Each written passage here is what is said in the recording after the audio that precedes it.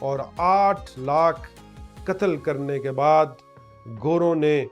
ہندوستان پر قبضہ کر لیا، اور پھر یہ 1857 سے لے کر 1947 تک قبضہ ان کا قائم رہا۔ تقریباً 90 سال انہوں نے ہندوستان پر حکومت کی۔ اس 90 سال کے دوران تاریخ نے کئی لیڈر پیدا کیے، کئی پرجوش ہندو اور پرجوش مسلمان پیدا کیے، جن کے اندر آزادی کا جذبہ پنپنے لگا، جو اس غلامی سے تنگ آ گئے، جنہوں نے بیٹھ کر کانفرنسز کی، جنہوں نے یہ فیصلے کیے کہ کچھ بھی ہو، مر جائیں گے، مٹ جائیں گے، لیکن وطن کی آزادی حاصل کر کے رہیں گے۔